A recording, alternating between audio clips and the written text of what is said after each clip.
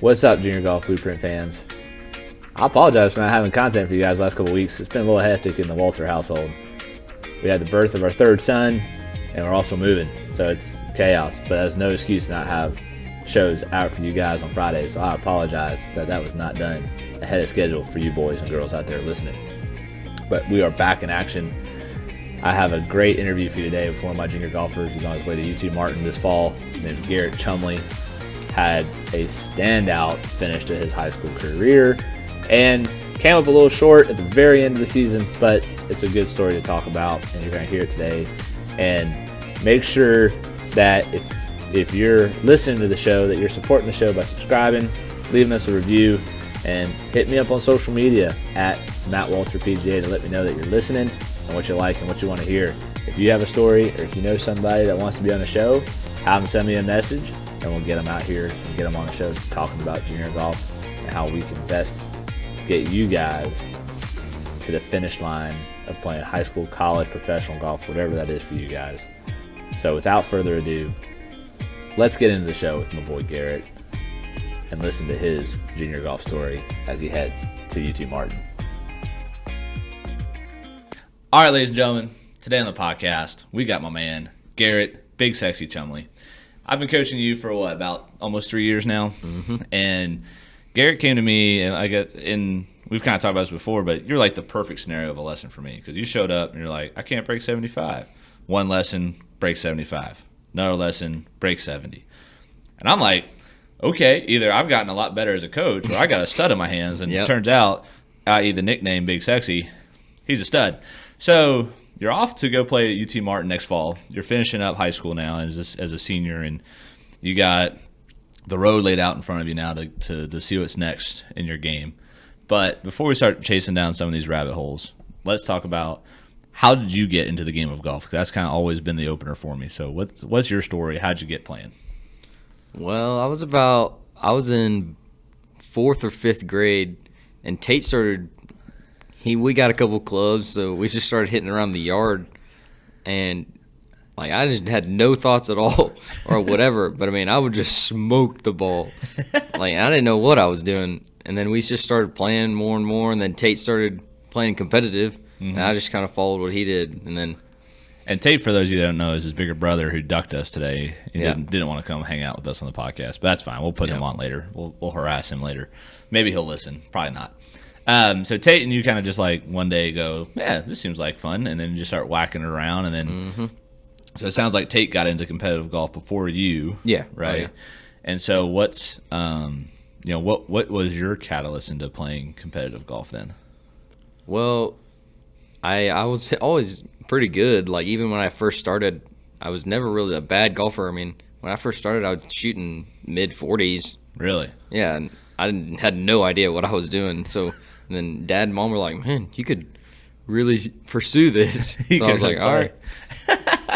So you never really known the struggle of like what it's like to shoot 70 on 9 holes. Oh no, I think my first tournament ever, I shot 53. Oh my God, that's crazy. Yeah. That's hilarious. Yeah. And so obviously there's a little bit of a bug then at that point, realizing that you kind of have a little bit of natural talent for the game and learning how to kind of get around a golf course and what have you.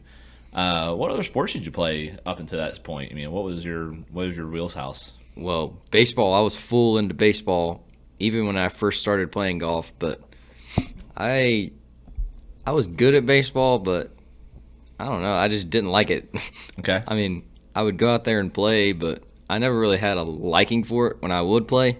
So when I didn't make the baseball team 6th grade year, I was like, forget that. I'll stick with golf. It was the excuse you were looking for. It was a perfect excuse.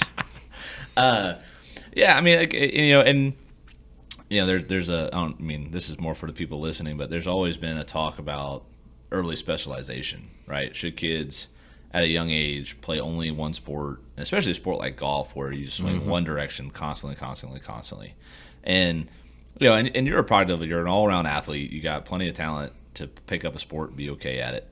But the thing that I always kind of tell parents is like, let the kid kind of dictate the drive, right? And your parents are very awesome at being hands off, right? Even from day one, it was like they dumped you off with me and then just went and sat in the car and even I don't think they've even watched me teach you for like a minute. I don't think they've seen a minute of our lessons. No. Actually, now that I think about that. No.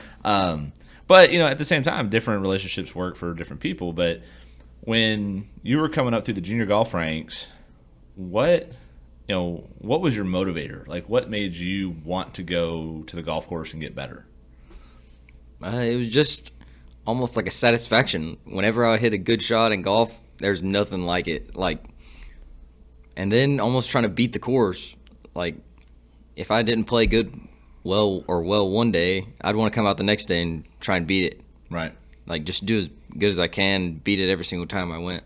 So old man par was kind of the motivator. Yeah. Right. You're just trying to beat the golf course, and that's a good way of looking at golf just in general, is because and you don't know this, but I've used your story a lot here lately from the state championship we just got done with this fall, where you shot 9 under, which I think is your best 2-day tournament ever. Oh yeah. Right. So it just kind of leads into a story that makes golf so poetic, is that you go out and put together the best round you've ever played for 2 days, shoot 9 under, and get beat by 4 and come in third. Yeah. And then you can look back at the history of the tournament, and you probably win that thing, 9 out of 10 times, except for that year. Yep. And you walked away with the high, your head held high. You weren't. I mean, obviously you played well, so there's nothing you can be upset about. You played better in the second round than the first round. Yep.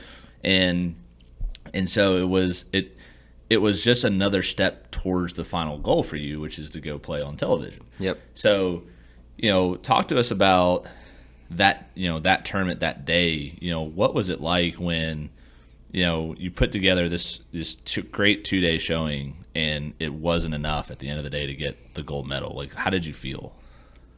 I wasn't necessarily sad just because I played. I mean, I played really well, and I don't know. I mean, I wish I could have won, but the fact that I knew I played almost as good as my ability, I mean, I had as much satisfaction as I would have winning probably.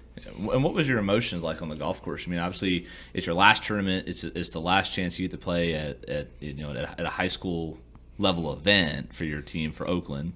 What was that like? What was going through your head those last 2 days? Honestly, not much. I mean, I just tried to keep calm. I mean, there were some points in it where I was like, all right, let's push it. Like, let's try and make a few more birdies right here. But I never tried to really force it, and it kind of just made it better because I was just freeing it. I had no expectation going into it. I didn't try and make a score when I was there, and I didn't care about who was watching me or who I was playing against. I mean, I knew I could do it. Right. You were just kind of like in the moment. Yeah. Yeah. And that's something that you've always been good at, though, is you take everything in stride. You're definitely a more mellow roller coaster ride than your brother, for sure. Oh yeah. But definitely a mellow golfer in general, and that's something that everyone wants to kind of strive for. But even in your rounds, right, you have highs and lows. You get pumped, you get pissed, and it goes up and down. And I think where you do a great job of just kind of managing the wave, you don't let the wave kind of get carried away. Yeah. And and like I said, I couldn't have been more proud of you for the 2 days that you put together there. It was just obviously a swift kick in the gonads that it didn't come together for you, right? Yeah. And and the guys that finished ahead of you are obviously good golfers, but have been competitors against you for a while now, anyways. So it's not like it was unfamiliar faces that just had lightning strike a bottle for them and come together, right? But at what point in that round, when you were playing, like, did you know where you were against the leaders? Like, I mean, were you playing with those two? Like, did you kind of know what was going on? I wasn't playing with the leaders, but some boys in my group, I was playing well, so I shot 4 under the first day, and I think I was 2 or 3 shots back off the lead, and then so I holed out for eagle on 13. Yeah. And then I think that kind of got the boys in my group thinking that I had a chance. So they were telling me the scores, like, and who was winning and stuff. But I didn't really care because I knew since because Lance, the one who won, started on the front nine. Yep. And I started on the back nine. And so I was like, if I can shoot a pretty good low number on the back nine, I mean, he might make a mistake and I have a chance. Well, in the golf course, for the people that aren't from here listening, the golf course you play at Willowbrook, right? And there's like a triangle of death in that back nine that basically are like the hardest 4 holes that quite possibly ever. Yeah. Because the fairways are super tight. There's out of bounds everywhere. You Water. have water. You have this par 5 that has a 15-yard wide fairway, the entire length of the fairway. And there's no telling where it's going to bounce when it hits. It's just. I mean, it's like, I've watched kids hit 7-iron off the tee box on that par 5 just to put it in play. Yeah. And I've rarely seen kids hit driver there and have success at hitting driver on that one. So, there's a 4-hole stretch there that pretty much starts right after you make that eagle, that you have to, like, survive. You just get through that, and it's good. And then, obviously, like you were saying, the front nine is where you can just go ballistic. And that is wide open. You can hit it 3 fairways over and still hit the green. There's nothing stopping you. Yeah. So you get through the back, and the leaders are in the front. What goes through your head next? Like, you make the turn, what's going on? Well, I shot 2 under on the back, and I was still 2 shots back, which, like you said, you can go ballistic on the front nine. So I was like, just try and go for it. I think Lance shot 3 under on the front. Mm-hmm. So I still had a hope because, the back nine can get you. Yeah. No matter what. It's one swing away. Yep. It's one swing away. And then, like I said, it's just in that 4-hole stretch. Yep. But, I didn't really think much about it because I was playing good. So sure. I couldn't really think about what Lance was doing or Jackson, whoever who was in front of me. So right, and that's a very mature mentality, right? Is you can only control you. Yeah. You can't control what they're going to do, right? Yeah. And I've had these talks before where it's like, when you play match play, you have to assume that person is making the next shot. Oh, yeah. You can't hope that they're going to miss it. Because if you live in a world of like hoping they're going to screw up, it drains you at the end of the day ultimately. Mm-hmm. So it's definitely a better mentality that you had there to, like you just said, is like you didn't have time or the energy to focus on that. You just had to stay to your mission ahead. Yep. Right. And so, all things wrap up. You finish third. When you look back now at your junior golf career, right, and you have multiple wins, you've won multiple events now, and things are closing in that chapter, right? You still have a summer where you can still play in some stuff, and then in a lot of the TGA stuff and USGA stuff now is going to be more on your plate as SNEDs and all the other stuff goes behind you. Yeah. When you look back now, what is something that you're like the most proud of from your junior golf career? I don't know. It'd be hard not to say getting third at state just because it kind of just capped off my whole high school career. And also, like, my team making it with me to state really helped a lot too, because it wouldn't have been the same like without my team being there. Sure. Yeah, it's awesome having that support, right? Yeah. And that makes a world of difference when it comes to how you can play. Yeah. For sure. No doubt. But also regional here at Indian Hills, that was a good just because we had that the team playoff against Siegel, and we beat them. And that was talk awesome. about that. Talk about that. Like, how did that go down? Because all I remember is like you get individual medal, and then next thing I know, I'm seeing people hitting balls again, and I'm like, what in the heck's going on down there? And I'm up here trying to teach, and there's chaos happening outside the doors. Yeah. So what went down there? Well, I kind of got a lot of hate because I started off first, and like since I shot 2 under, and then I didn't. It was supposed to pour down. Yeah. So I got through finished. We finished probably in 3.5 hours. Yeah. Because we were just flying through, and so I didn't even have to play in any of the rain or anything. And it was cold out. As soon as I finished, it started pouring down, and then they had to go out, and the rest of my team had to go out and finish their 18 holes, and then somehow or another, Siegel tied us. Yep. And then we went out, and a lot of boys on my team, since they didn't play well at all, I'm not gonna lie. And watch out for that bus. yeah. But they just weren't really confident that they didn't seem too confident to me that they thought they had a chance to make it just because they didn't play well. But I was just keeping them up on the range, just Sure. like telling them to get warm and stuff like that. And So how did the playoff even work? Because I look over the first tee and there's like 20 kids lined up over there. Yeah. So how did this playoff even go down? it was me and the second guy on our team, and then the fifth guy on our team. Right. So it was me, Jake, and Trey, and then it went against their 1, 2, and 5. I'm pretty sure too. And I made a par, and then Jake made a bogey. Actually, no. It was me, Jake, and Carter. Okay. We played together. It was our 1, 2, and 3, and then the 4s and 5 played right after us. But so I think we were 1 over after our first 3 finished the first hole, and then they might have been even after their first 3, and then our 4 and 5 came up, and then our 4, he kind of just messed up, like he didn't do well at all. But then Trey, our number 5, he came in and he just made the most clutch putt I've ever seen in my life. He made like a 6-footer up the hill left to right, and I don't know how he made it. I was so excited. I started jumping up yelling as soon as he made it, and we tied him, and we went on to the next hole, and then So it was like sudden death. Oh, yeah. And then is it still 4 count 5 or is it everybody's score counts? it's everybody's score counts. So crap. they just added up. Well, actually, it might have been like the top 4 scores, and they just so added you, those you up. drop one and then you play Yeah. the count top 4. So then you had to go to the next hole, Yeah. do the same thing again. And Yeah. what happened? Well, I hit mine out of bounds on the next hole. You turd. Yeah.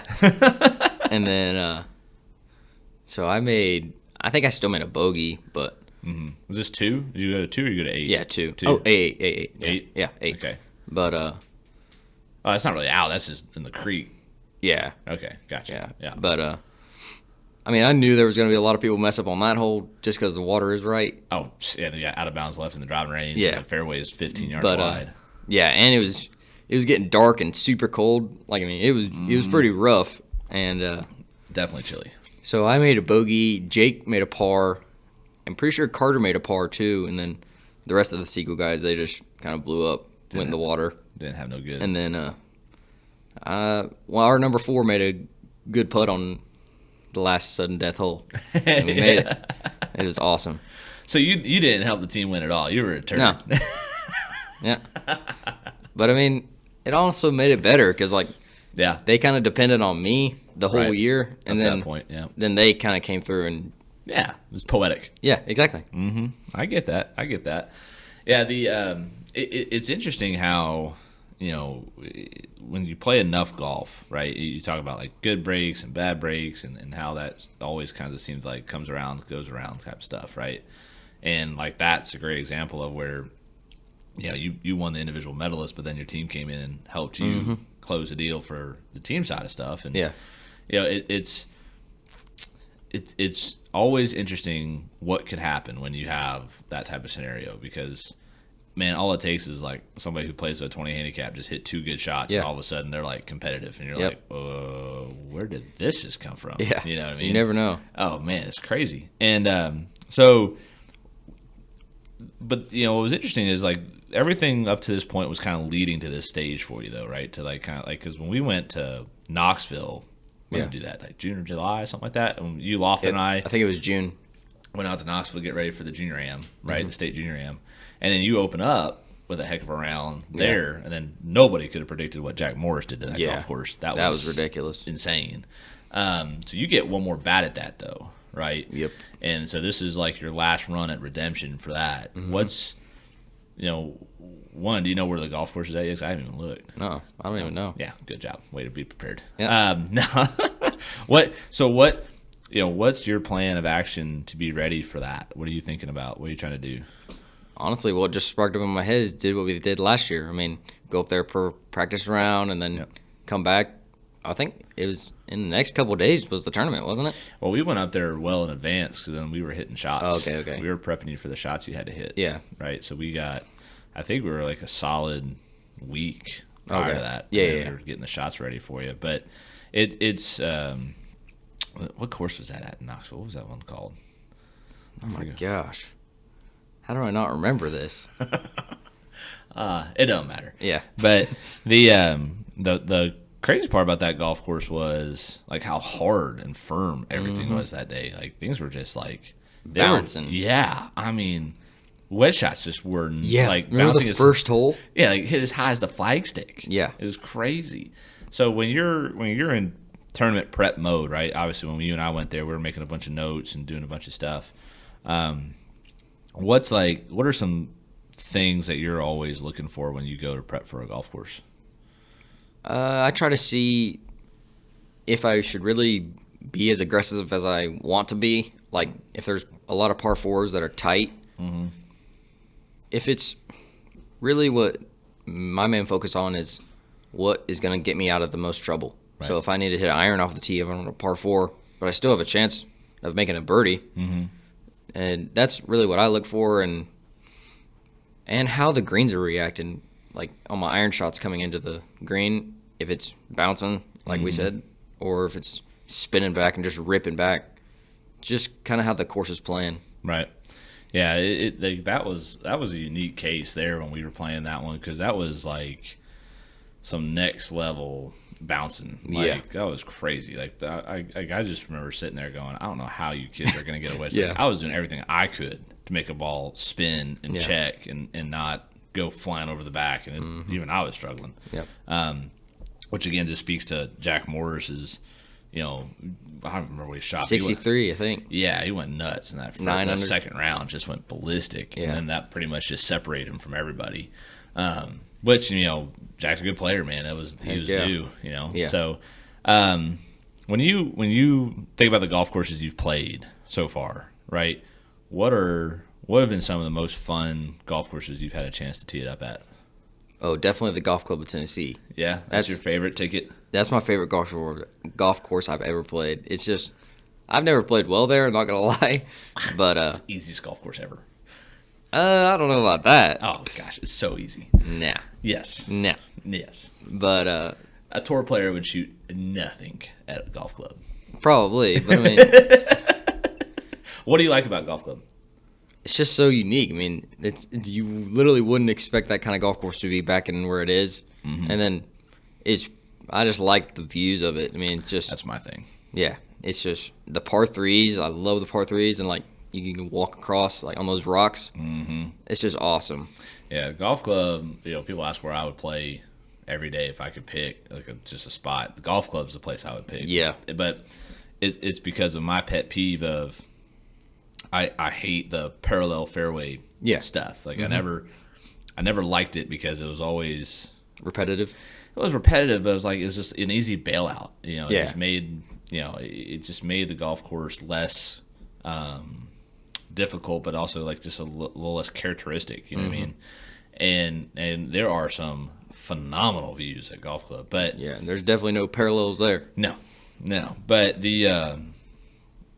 But as far as like difficulty, that one is not high on my list, honestly. Because it must just be because anytime I've ever gone there, I'm about shaking it. It's bad. That's because you're not used to that level of lap of luxury that's out there. Probably, yeah.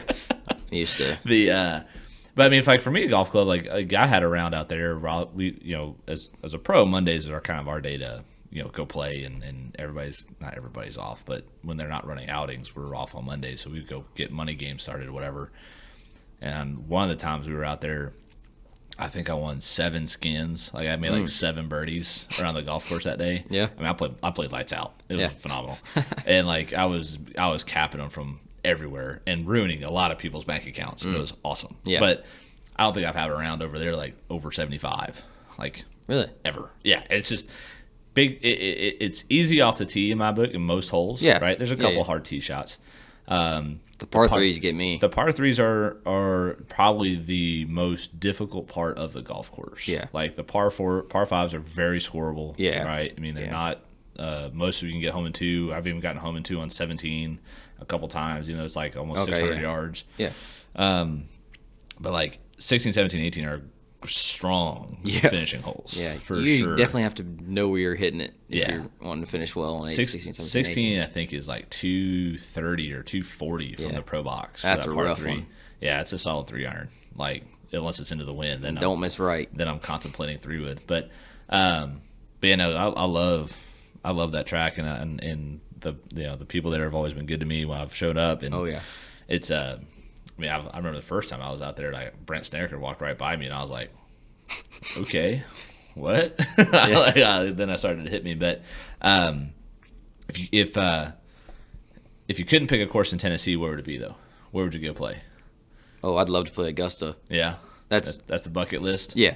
Yeah. I don't know if that'll ever happen, but Well, if you make the Masters, it could. yeah. I'd like to play at Pebble Beach. Yeah. I'm gonna say this tongue in cheek because I know somebody's gonna like make a comment about this, but I was underwhelmed with Pebble Beach. Really?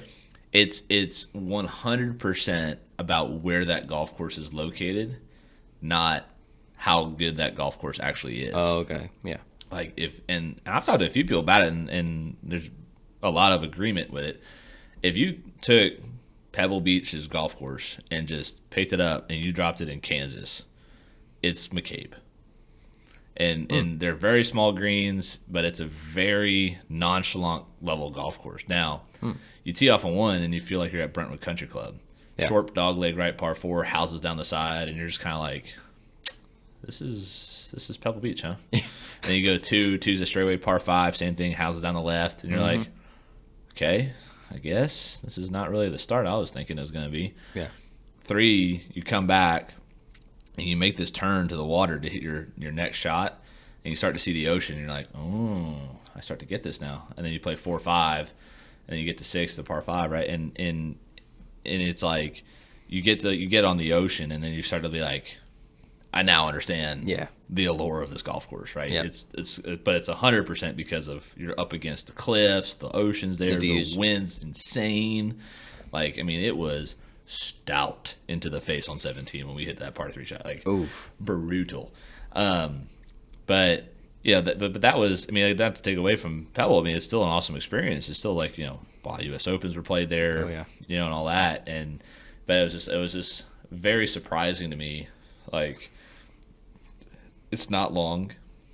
There's a couple of long holes, but it's not a long golf course. It was just like, I was just very surprised. We'll say that. Well, when I was watching the golf tournament I was like last night when I was sitting there watching the golf tournament, I was like, really? If I was hitting the ball well and I was playing there, I feel like I could shoot a pretty good score. You 100% can shoot a low score there. Yeah. If you're, this is again the tour standards. If you can wedge it well there, you're gonna have a good day. Yeah. And putting is the hardest part because those POA greens are just like I'm just bouncing along. Mm-hmm. But no, I've checked that one off the list. It's worth doing it.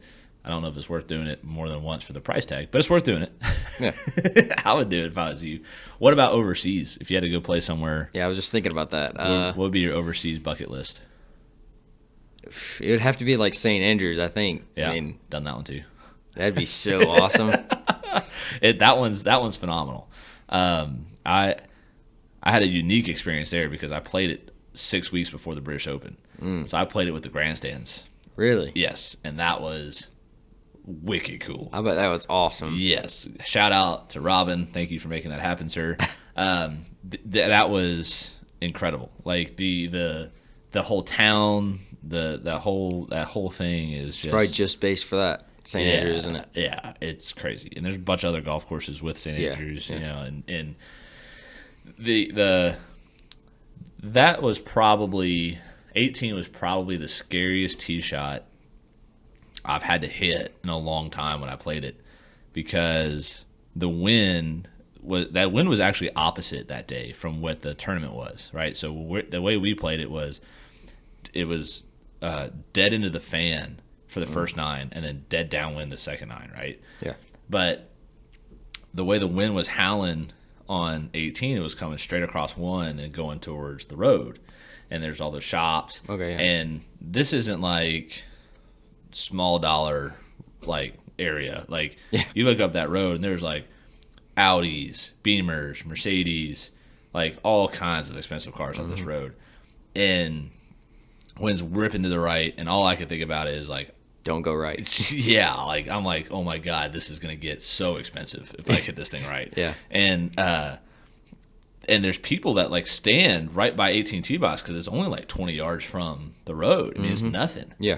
and there's a watchtower where the World Golf what is it? It's the World Golf, like the history of the World Golf or the World Golf Science or whatever it's called back there behind 18. And there's like a clock tower, and it's like you're aiming like right at one tee box. Yeah. And I ripped 2-iron at that freaking clock. I'm like, I am not going right. I don't care if this is in one fairway. Yeah. I'm not dealing with this. And then I hit the walk path that goes across 1 and 18, get a massive bounce. And I end up in the Valley of Sin with a 2-iron. Like I hit like a 350 2-iron. Golly. Because it was the downwind blowing into the road, big bounce off the car path. So I look like a baller. So I'm like down there like just hit that 2-iron pretty dang far. You know? And Not my driver. Yeah, that's right. And so I pitch wedge on, make par on the hole, and all that for nothing, right? All that worry. And the funny part was my wife, who's a collegiate golfer, and don't worry about this, honey. You don't listen anyways. She played the wrong flag 3 times because they have all these double greens. There are a lot of like double greens, and so the day we played, it was like yellow on the way. It was either yellow on the way out and white on the way back, or vice versa, right? But basically, it was like a yellow and a white flag. Yeah. And you just played the one on the way in, you played the other, and the greens are like 50 yards wide, 60 yards wide. Yeah. So we're on 15. No, 16. It was one before it was 15. It was 15 because it was 2 before the road hole, and I hit my shot, and she's over in the fairway, and I look over at her, and I just hear clink, and it's like I hear it's like a 5-wood sound, like 3-wood or whatever, like a fairway wood, and I'm like, man, that's a lot of club from where we're coming from. I don't know if she needed to hit that. I just hit a 9-iron. Yeah, I might hit like 7 or 8, and I see this ball flying to like this other flag stick, and I'm like, I look over at her, I'm like, you played. Like, this was like the 3rd time it's happened. Like, you played at the wrong flag again, and she's like, as soon as she hit it, she knew she screwed up. It was so funny, man. The double greens got her pretty good, but that was the interesting part because it was like I hit one that hit and rolled out a ton, and I had like 40 yards to putt. Like I'm talking like I got a full hip turn on that putter to like get it there. It was crazy. But no, yeah, it's nuts. So anyways, let's regain focus a little bit. The college recruitment hustle, right? Obviously, Tate, your brother's at UT Martin. I say obviously, but we know that. How much of a factor did that play in you wanting to go there? Honestly, not much of a factor at all. I mean, UT Martin is just where I would like to be. I mean, it's anything that I like to do is over there in UT Martin. I mean, sure. It's just it was choice number 1, huh? Yeah, I mean, I'd say Tate might have had a little factor just because I think we've never played together on a team, and I thought it would be. I mean, that'd be awesome to play with my brother on the same college team. Sure. And I mean, that's probably the only factor I would say. But so, what was recruitment like then for you? Like because obviously pandemic was kind of going on, but you still had your junior year before all of that really kind of escalated. Yeah. But what was recruitment like? Like who what were schools talking to you? What were you trying to like? What were some of the things that you were trying to value? Obviously, you said Martin pretty much had checked all the boxes, right? But what was that whole experience like for you? Oh, it was awesome. I mean, just to have the how do I say that? To have the just like to be able to experience like going to different colleges and them like being interested in me. That was just super cool. Well, how many schools did you go check out? I went to 3. I went to Martin, Western Kentucky, and Austin P. Ah, those are the same places that Riley was looking at. Really? Riley ended up at Western. Yeah. And was looking at Austin, and I don't know if he ever looked at Martin or not. He looked at East Tennessee. I think it was the other one that he was looking at. Yeah. The other way. But so UT Martin's, obviously won the bid for Garrett Chumley's 5-year stint in college. When you go to Martin, what obviously having your brother play there for the last 4 years, what are obviously you're going in there with a little bit of knowledge of who the coach is, what are the teammates are. What are your kind of like expectations when you show up? Like what are you excited about, and what are you like not nervous but like most anxious about? Honestly, from what I've heard from Tate, what I'm probably most nervous about is the workouts. But I'd say I'm most anxious about just being like with a team that wants to get better.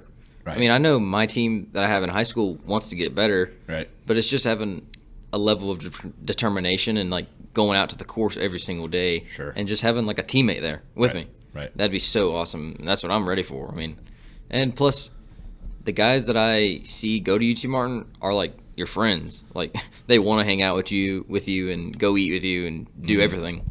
Do teammate like stuff. Yeah. Yeah, the workout thing for you was something we addressed a couple of years back. I mean, that's when that's why I think you really started finding your groove is when, I kind of like nudged you and said, you need to like start getting after it here. Because there's obviously some body related stuff that we needed to fix so that you could do certain movements in the golf swing that were strictly just from not ever doing a golf specific training. What was that like? Changing your golf swing with regards to like starting workouts and stuff like that, like what was how'd that journey go for you?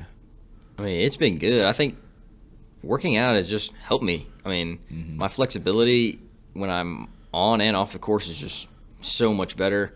I mean, I can't even think about how bad it was whenever that first time when you were still at Legends. It was on the cover of a newspaper, so we can go back and look and see how bad it was. I mean, I couldn't. Yeah. Oh yeah.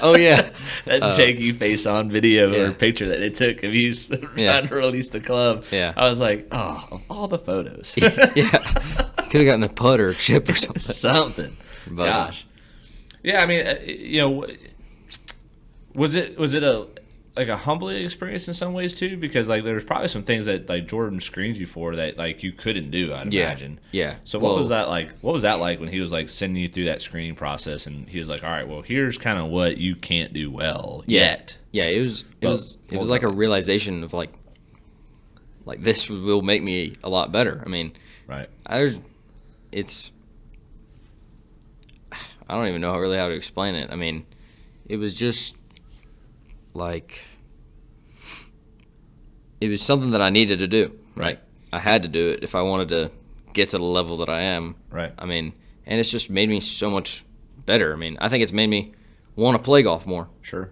Just because I feel better. I mean, when I go out and play golf, it's just like it's just it's just like a second habit. Sure. And I was talking to Jordan and we were kind of talking about that the other day, and it was like golf shouldn't be the hardest thing in your day, right? Yeah. That shouldn't be the toughest part. Now, obviously, that's more from a recreational golfer standpoint, not a competitive junior golfer to college golfer. That's your job at this point. Yeah. But the workouts, I could imagine, kind of helped also refocus you a little bit to what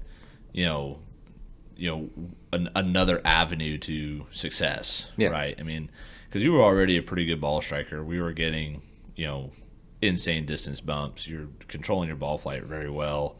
So then we were always trying to find like what's the next piece of the next pie. step. Yeah, right. And you, like I said, you've always had a good head on your shoulders. That's never something that's been of concern.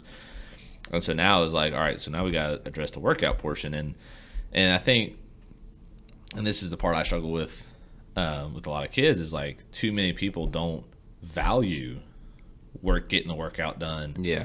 Getting the sports psychology stuff done, as well as seeing me for lessons, right? Mm-hmm. And you're a prime testament to being able to go work out, do the extracurriculars, if you will. And if you had to, if you had to be a coach and explain this to a junior golfer, how would you convince them that getting in the gym, getting screened, and finding out where you need to, improve in your body, what would be the way you would try to convince your best buddy to get in the gym and get after it? I mean, I would just list out all the examples. I mean, just look at the PGA Tour pros nowadays. I mean, you don't see any of them not working out, and then really you just need to get ahead of the game. I mean, if you really want to succeed in like a sport or something, you got to work overtime. Right. And just, especially in golf, I would say, just because, I mean, this sport you have to work really overtime. Right. Like, just grind, just a mental grind. Everything is just a grind. It's really a grind on any single part of your body. I mean, you look at it, I mean, golf, you think golf is like a mental game, but it's also a physical game too. I mean, Sure. So It's taxing on the body. yeah, And people that listen know I'm gonna toot my coach's horn here a little bit, but it's like you spend so much of your day swinging one direction, right? To then do things that balance your body, so that you're not, me who didn't have this information, and you walk around decrepit and you're like your spine's bent the wrong way because you spent 30 years swinging one direction and never swing the other way. So it's definitely been a very valuable asset into you, and I think the workouts that you'll do when you show up to college will obviously contribute a lot to what you can continue to see in your success. And your club head speed has gone way up from when you started doing the workouts, like serious numbers, and it'll only keep getting better. I wouldn't suggest a Scott Stallings workout anytime in the near future. I don't think I get through half of that. Didn't Tate do one of those? Didn't he? He went and stayed with him. Did he really? He went and stayed with, I think it was him and 3 other junior golfers went and stayed at his house, and they just did anything that he did. Right. So they worked out with him. Yeah, exactly. Oh my gosh. I could not do that. Yeah, I've heard horror stories of people going over there, and now obviously again it's like it's all relative, right? So I mean, like if you do it every day, like Scott does, it's not a big deal. Yeah. But like somebody who's never worked out, what? You're about to get whooped. Yeah, you're gonna like limp to the golf course that afternoon. Yeah. But I think that's definitely part of where the game's going, right? It's a power game. It's getting more and more athletic. I mean, man, yeah. People think golfers aren't athletic, but I mean, I've said it before. I said I've coached many professional athletes in other sports, hockey, baseball, football, and all of them are awesome in their sport and struggle with golf. Yeah. You know what I mean? So it's people have no idea. Yeah. And it's tough. It blows my mind, and it almost makes me laugh because someone who plays basketball, baseball players kind of get it. A little bit. Just because I'd say they like golf more than football players and basketball players. Stick and ball sport is usually a little bit easier. Yeah. But, I mean, people have no idea what they're getting into if they start playing golf. Well, and I think there's it's an element of it seems easy on paper, the front end. Yeah. But then when you realize how precise the motions are, like when we're on TrackMan, we're talking like 1 or 2 or 3 degrees. Or half. Yeah, or half, right, of change. And that is a very small number when you actually look at it at 200 yards down range. Like 1 degree offline is a lot of distance. But then it's also, when we're trying to control that, it's tough. Yep. And so it's kind of one of those adges, like you gotta, to be an expert in this craft, it's really hard to become an expert in it because this takes time and diligence. And I think that's where it's interesting for me to watch kids coming up through the ranks, the ones that are willing to put in the time and the effort and energy are ones that are showing up. So like right now we're doing Operation 36 here, which is like, it's mostly for beginners, but I've tweaked it a lot to kids that are competitive high school players and making it way more difficult by not making the target score 36 but making the target score 27 and doing things like that. But it's like it's a slice of humble pie, man, because like one of the starting points, right, and this is really great for beginners, is like you start from 25 yards from the hole. Yeah, and their program is you have to shoot 36, right? So obviously if you shoot 36 from 25 yards away, I'm kicking you in the face. Yeah. But I changed it to 27. I said, okay, we're going to play everything as a par 3 because the distances go 25 yards from the hole or from the center, 50 from the center, 100 yards from the center, 150, 200, and then you end up on the tee boxes trying to break par 36. Yeah.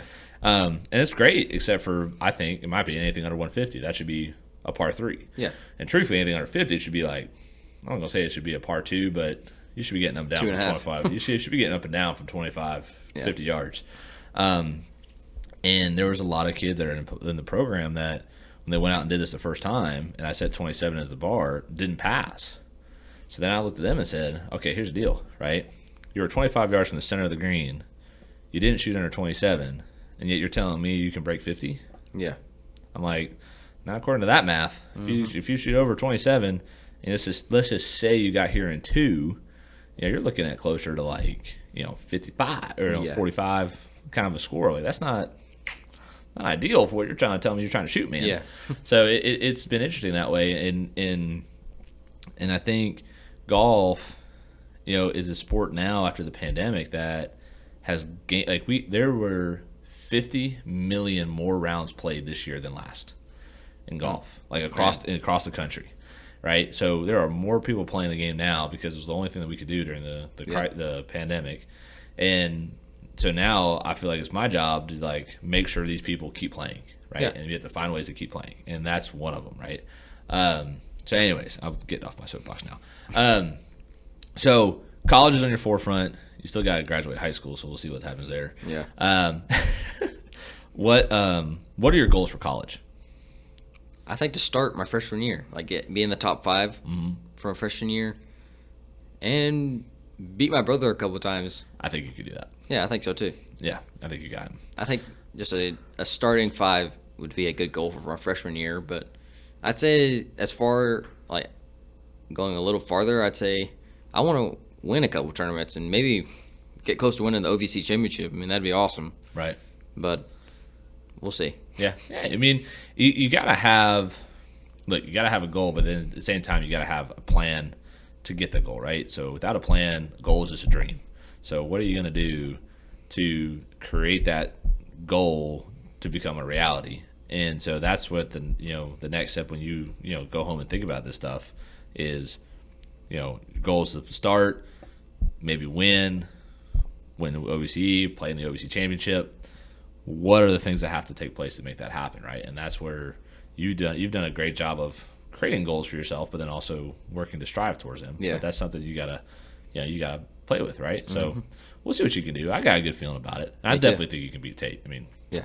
he's on his way out. He's already hanging it up. Let's go. He's done. He's got the crutches. He's not here to. Well, hey, look, I'm in a boot right now, so Yeah. I can't be talking about that. So let's get to the part of the show that I know you were dying to find out. What are the activities you like to do outside of golf? Because right now you're wearing a sick jacket that speaks on multiple levels to who you are. But what are some of the ways you take a break from golf? Because we all need one. Duck hunting for sure. Yeah. And then when it's not duck season, I guess fishing. I do a lot of fishing in the summer, but golf is kind of my getaway place. I mean, I just like going out to the golf course, just hit balls, chip, putt, or anything. But getting away from the golf course is definitely outdoors. Right. I mean, I don't even know if I've ever even owned a PlayStation or anything. Tate has one, but that just goes to show, ladies and gentlemen, that this kid's not right mentally with the current generation. That he doesn't even own a video game system. He's just finding ways to entertain himself without it. So show this clip to somebody. Yeah. But no, I mean, I think obviously you like to spend time outside.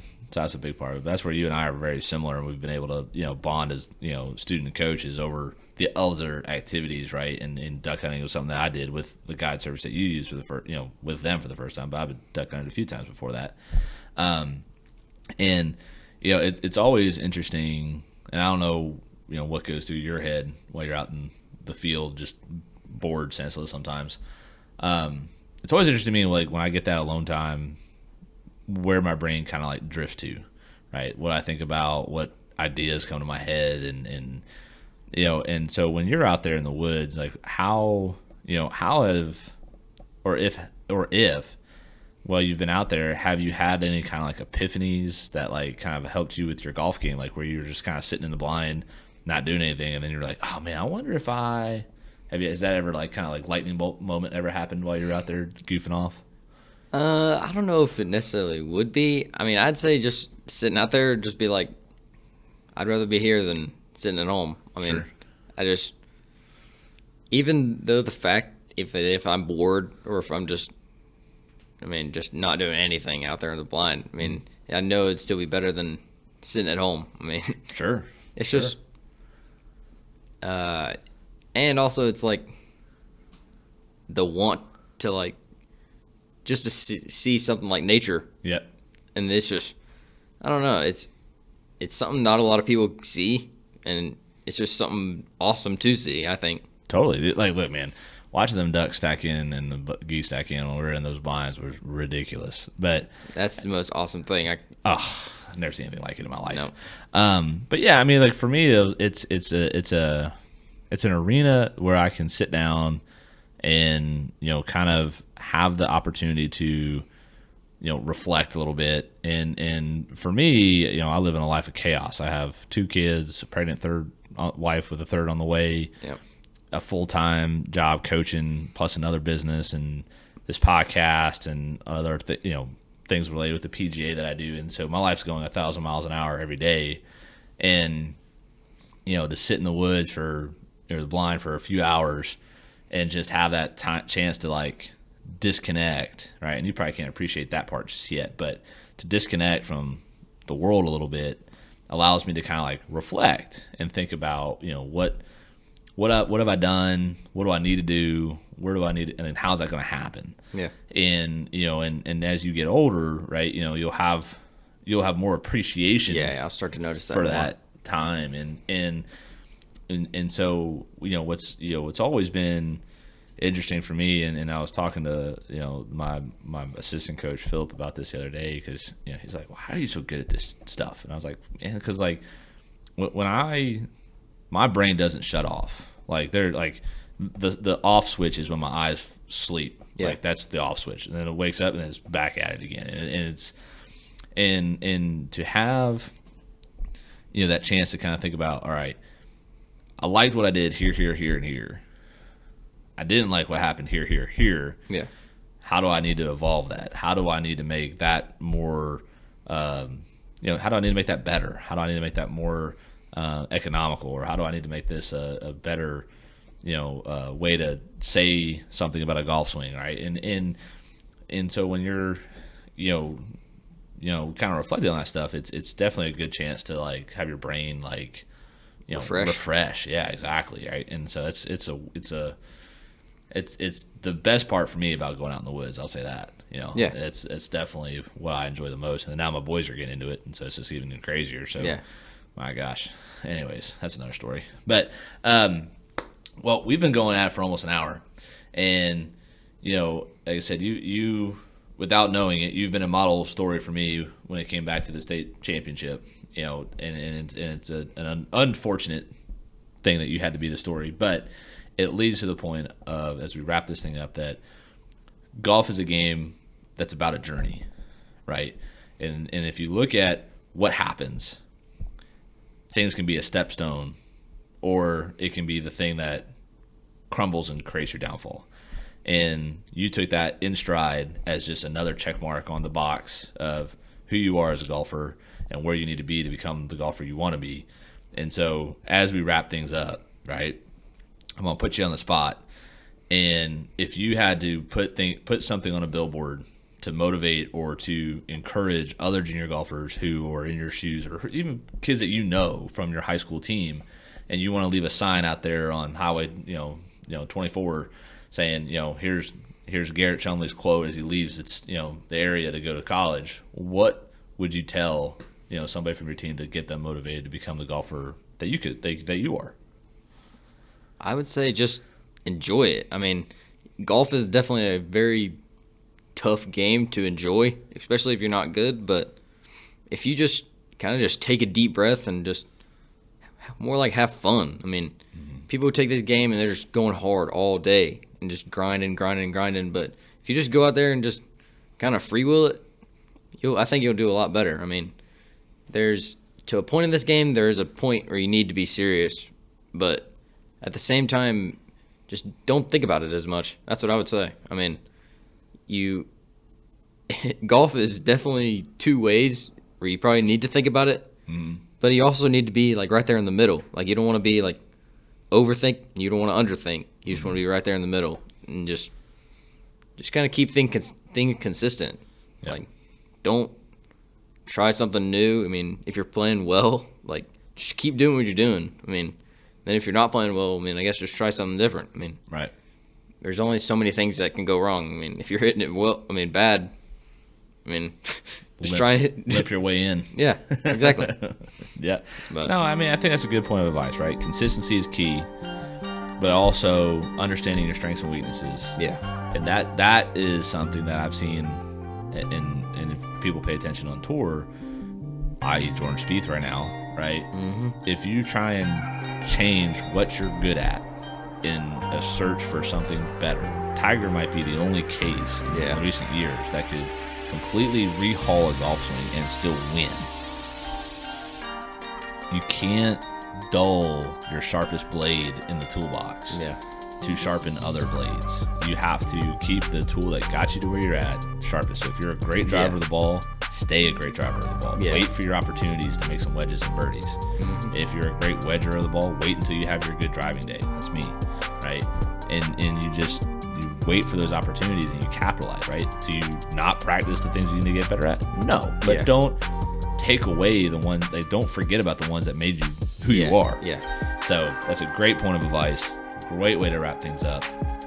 Garrett, thanks for your time today, bud. That was a good chat, man. And hopefully we can have you on again after you do some cool stuff at UT Martin. Yeah, hope so. Awesome.